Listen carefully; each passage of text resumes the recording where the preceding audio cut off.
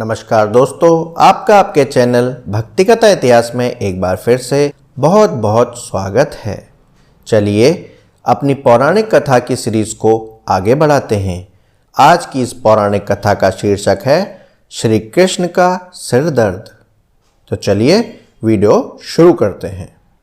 राधा और कृष्ण के प्रेम के बारे में कौन नहीं जानता है। कहते हैं कि कृष्ण और राधा का विवाह नहीं हो पाया था, लेकिन दोनों में इतना प्रेम था कि आज भी दोनों का नाम साथ लिया जाता है।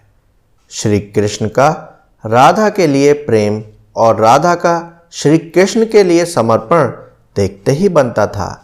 शायद इसीलिए अपने आप को सबसे बड़ा भक्त कहने वाले नारद मुनि को राधा से जलन होने लगी थी। यह बात श्री कृष्ण अच्छी तरह से जानते थे। एक दिन राधा के बारे में बात करने के लिए नारद मुनि श्री कृष्ण के पास गए। यह बात श्री कृष्ण को पता चल गई। जैसे ही नारद मुनि वहां पहुंचे तो श्री कृष्ण उन्हें देखकर अपना सिर पकड़कर बैठ गए। नारद मुनि ने श्री कृष्ण से पूछा कि क्या हुआ प्रभु, आप ऐसे अपने सिर को पकड़कर क्यों बैठे हैं। श्री कृष्ण ने कहा, हे नारद मुनि, मेरा सिर दर्द कर रहा है। नारद मुनि ने पूछा, प्रभु इसको दूर करने का उपाय क्या है। तब श्री कृष्ण ने कहा, अगर मैं अपने सबसे भक्त का चरणामृत पी लूं तो इसे दूर किया जा सकता है।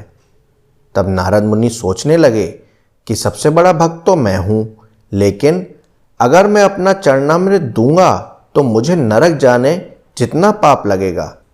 मैं प्रभु को अपना चरणामृत नहीं दे सकता। कुछ देर सोचने के बाद उनके मन में राधा का विचार आया और वे सोचने लगे कि लोग राधा को भी तो श्री कृष्ण का सबसे बड़ा भक्त मानते हैं, इसीलिए क्यों ना उनके पास जाकर पूछा जाए। ऐसा सोचकर वह राधा के पास गए और उन्हें सारी बात बता दी। राधा ने जैसे ही सुना, एक बर्तन में अपने पैर धोकर चरणामृत नारद मुनि को देते हुए कहा, हे मुनिराज, मुझे नहीं पता कि मैं उनकी कितनी बड़ी भक्त हूँ, लेकिन मुझे यह पता है कि श्री कृष्ण को अपना चरणामृत देने से मुझे नरक में जाने जितना पाप लगेगा और मुझे नरक जितनी यातना सहन करनी पड़ेगी। मुनिवर, वह सब मैं सहन कर सकती हूँ, लेकिन अपने स्वामी को पीड़ा में नहीं देख सकती। यह चरणामृत ले जाकर आप उन्हें दे दें। राधा की बात सुनकर नारद मुनि का सारा घमंड चूर चूर हो गया और उनको पता चल गया कि राधा ही सबसे बड़ी भक्त है और श्री कृष्ण ने यह लीला मुझे समझाने के लिए ही रची थी।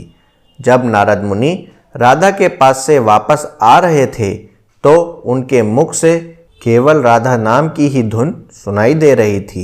जब वे श्री कृष्ण के पास पहुंचे तो देखा कि श्री कृष्ण उनको देखकर केवल मुस्कुराए जा रहे हैं और नारद मुनि ने भी सारी बात को समझकर उन्हें प्रणाम करते हुए कहा, राधे राधे।